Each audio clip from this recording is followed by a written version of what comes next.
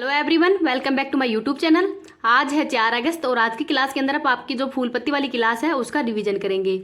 तो चलो बिना देर की आज की क्लास की शुरुआत करते हैं क्वेश्चन नंबर 1 से। वर्ष 2023 की फॉर्च्यूनर ग्लोबल 500 की सूची में शीर्ष स्थान किसका है?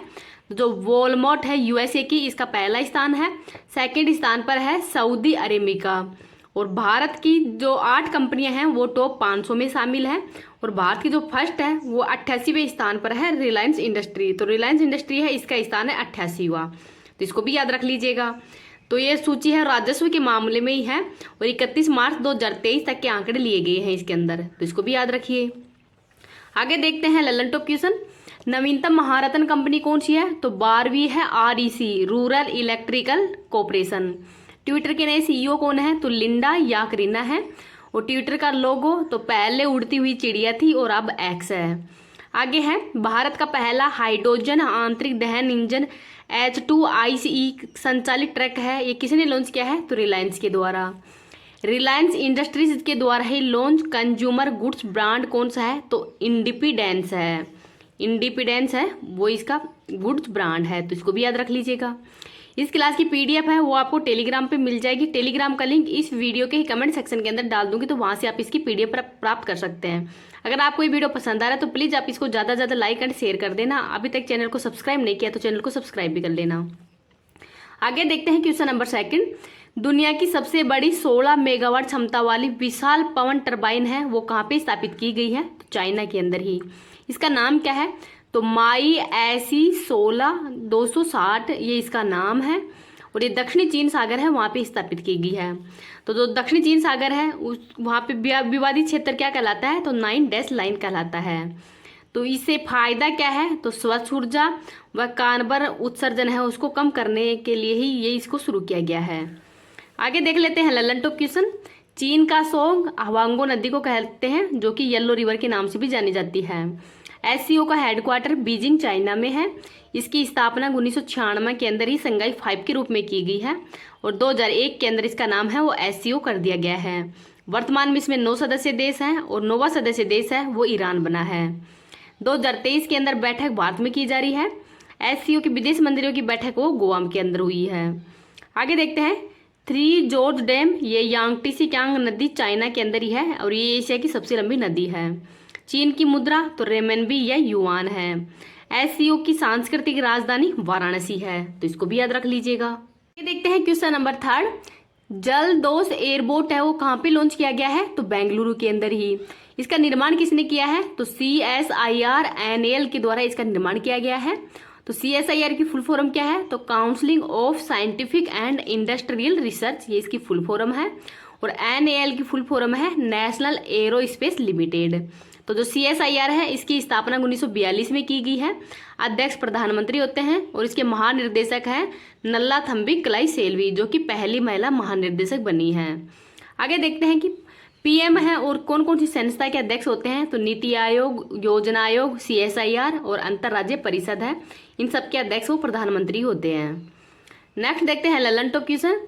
लीसा तो ये उड़ीसा के अंदर ही पहली क्षेत्रीय AI आधारित न्यूज एंकर हो लॉन्च की गई है। बार्ड किसने लॉन्च किया है? तो गूगल के द्वारा। चैट जीपीटी ओपन AI के द्वारा ही लॉन्च किया गया है। और ओपन AI है इसके CEO कौन है? तो सैम अल्ट्समैन है। जस्ट आस्क चैटबॉट है, ये मध्य प्रदेश के अंदर ही लॉन्च किया गया है संयुक्त राष्ट्र जनसंख्या कोष के द्वारा ही। जुगलबंदी माइक्रोसॉफ्ट के द्वारा लॉन्च किया गया है बहुभाषी स्थानीय भाषाओं के लिए ही। माइक्रोकांडिया की खोज किसने की है? तो ये अल्टमान के द्वारा ही की गई है। तो इसको भी याद रख लीजिएगा। नेक्स्ट देखते हैं क्वेश्चन नंबर 4। अर्थ ओवरशूट डे 2023 है, ये कब मनाया गया है? तो 2 अगस्त को मनाया गया है। और इसकी शुरुआत कब की गई है? तो 2006 को इसकी शुरुआत की गई है। तो ये अर्थ ओवरशूट डे मनाने का कारण क्या है? तो अगर मनुष्य की जो संसाधनों की मांग है वो प्रकृति के द्वारा जो आपूर्ति की जाने वाली क्षमता है उससे अधिक हो जाती है, तो इसको ओवरशूट डे कहते हैं, अर्थात संसाधनों का अति दोहन हो जाता है। तो इसलिए ही ओवरशूट डे है वो मनाया जाता है। आगे देख लेते हैं ललन टॉप क्वेश्चन। विश्व पर्यावरण दिवस 2023 का मेजबान देश कौन सा है? तो कोटे डी आइवर है।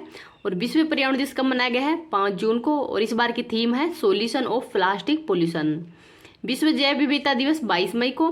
विश्व पृथ्वी दिवस 22 अप्रैल को।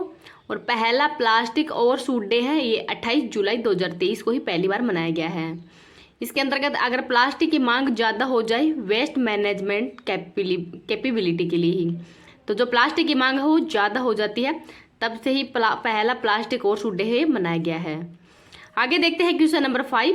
राष्ट्रपति द्रौपदी मुर्मू ने ही उत्कर्ष एवं उन्मेष उत्सव का शुभारंभ वो कहाँ पे किया है, तो भोपाल मध्य प्रदेश के अंदर ही किया है। 3 से 5 अगस्त के मध्य इसका आयोजन किया जाएगा। और राष्ट्रपति द्रौपदी मुर्मू जी हैं, इनका जन्म मयूरभंज उड़ीसा में हुआ है। और किसको हराकर राष्ट्रपति बनी हैं, तो यशवंत सिन्हा को हराकर ये राष्ट्रपति बने हैं, तो इसको भी याद रख लीजिएगा। उत्कर्ष है ये जनजातियों की संस्कृति परंपरा का संरक्षण और विकास करने के लिए लॉन्च किया गया है। उन्मेष ये अंतर्राष्ट्रीय साहित्यिक महोत्सव है। अब देख लेते हैं ललन टॉप क्वेश्चन। निर्विरोध निर्वाचित होने वाले राष्ट्रपति कौन है, तो नीलम संजीव रेड्डी हैं। राष्ट्रपति निर्वाचक मंडल तो अनुच्छेद नंबर 54 में उल्लेख किया गया है और इसमें निर्वाचित MP व MLA हो भाग लेते हैं। राष्ट्रपति पर महाभियोग के लिए बहुमत है वो कुल का 2/3 बहुमत होना ही चाहिए और अनुच्छेद नंबर 61 के अंदर इसका उल्लेख है। राष्ट्रपति द्रौपदी मुर्मू जी को ही ग्रेड ऑफ येलो कॉलर सर्वोच्च सम्मान है वो किस देश का दिया गया है, तो सूरीनाम का। आगे देख लेते हैं question number 6। Radio frequency seeker of Akash का निर्माण है वो किसने किया है, तो भारत डायनामिक्स लिमिटेड के द्वारा ही किया गया है और यह भारत का पहला रेडियो फ्रिक्वेंसी सीकर ऑफ आकाश है। इसका उपयोग है वो DRDO के द्वारा ही किया जाएगा। तो DRDO के द्वारा किया जाने का उद्देश्य क्या है, तो ये जो आकाश है, आकाश मतलब सतह से हवा के अंदर, और शिखर लक्ष्य या ट्रैकिंग, तो सतह से हवा के मध्य जो भी मिसाइल होती है उनको लक्ष्य करने के लिए ही इसको लॉन्च किया गया है। DRDO की स्थापना 1 जनवरी 1958 को की गई है। हेड कौन है वर्तमान में, तो समीर कामत है। ध्येय वाक्य है बलस्य मूलम विज्ञानम, अर्थात शक्ति का स्रोत विज्ञान ही है। APJ अब्दुल कलाम व्हीलर द्वीप उड़ीसा से ही मिसाइल है वो लॉन्च की जाती है। आगे देखते हैं ललन टॉप क्वेश्चन। एशिया की सबसे बड़ी हेलीकॉप्टर निर्माण फैक्ट्री तुमकुर कर्नाटक में स्थापित की गई है, किसके द्वारा, तो HAL के द्वारा ही। HAL द्वारा ही हल्का लड़ाकू हेलीकॉप्टर प्रचंड है, हल्का लड़ाकू एयरक्राफ्ट तेजस है, और रडार है इसकी फुल फॉर्म क्या है, तो रेडियो डिटेक्शन एंड रेंजिंग, ये इसकी फुल फॉर्म है। निसार क्या है, तो NASA ISRO synthetic aperture radar, तो इसको भी याद रख लीजिएगा। आगे देखते हैं question number 7। Formula student electric vehicle concept challenge का आयोजन कहाँ पे किया गया है, तो बेंगलुरु के अंदर ही किया गया है। इसमें फर्स्ट स्थान पर इंडोनेशिया है और थर्ड स्थान पर है IIT धनबाद। तो जो IIT धनबाद है इसके स्टूडेंट को के द्वारा ही इलेक्ट्रिक व्हीकल है इनका निर्माण किया गया है। अब आगे देखते हैं इवोल्व मिशन है ये इलेक्ट्रिक व्हीकल को बढ़ावा देने के लिए ही SIDBI के द्वारा शुरू किया गया है। नेक्स्ट देखते हैं Lalan top question. IIT Madras का ऑफशोर कैंपस है वो तंजानिया के जंजीबार के अंदर ही स्थापित किया गया है और IIT दिल्ली का UAE के अंदर ही स्थापित किया गया है, तो इसको भी याद रख लीजिएगा। परम कामरूप सुपर कंप्यूटर कहाँ पे स्थापित किया गया है, तो IIT गुवाहाटी के अंदर ही। परम शक्ति सुपर कंप्यूटर IIT खड़गपुर में, परम गंगा IIT रुड़की के अंदर। भारत का पहला सुपर कंप्यूटर कौन सा है, तो परम 8000 है, तो इसको भी याद रखिए। आगे देखते हैं क्वेश्चन नंबर 8। ऐतिहासिक करण टीला है वो कहाँ पे है, जो कि हाल में चर्चा के अंदर है, तो हरियाणा के फतेहाबाद के भूलना बुट्टू गांव है वहाँ पर ही जो ऐतिहासिक करण टीला है ये खोजा गया है। तो हरियाणा के फतेहाबाद के ही भुन्ना के अंदर जो बट्टू गांव है, तो यहाँ पर महाभारत काल के जो मिट्टी के बर्तन बनाने की जो सामग्री है वो प्राप्त हुई है, इस वजह से चर्चा के अंदर है। आगे देख लेते हैं ललन टॉप क्वेश्चन। कालीबंगा ये हड़प्पा सभ्यता का स्थल है और राजस्थान के अंदर है। यहाँ पर जुते हुए खेत के प्रमाण में मिले हैं और कालीबंगा का अर्थ होता है काले रंग की चूड़ियाँ। आगे देखते हैं नेक्स्ट क्वेश्चन। लोथल गुजरात में है और ये हड़प्पा सभ्यता का प्रमुख डॉकयार्ड भी है। धोलावीरा गुजरात के अंदर है और ये यूनेस्को का 40वां विश्व धरोहर स्थल के अंदर इसको शामिल किया गया है। राखीगढ़ी हरियाणा के अंदर है और यहाँ पर हड़प्पा सभ्यता का सबसे बड़ा संग्रहालय है वो भी स्थापित किया गया है, तो इसको भी याद रख लीजिएगा।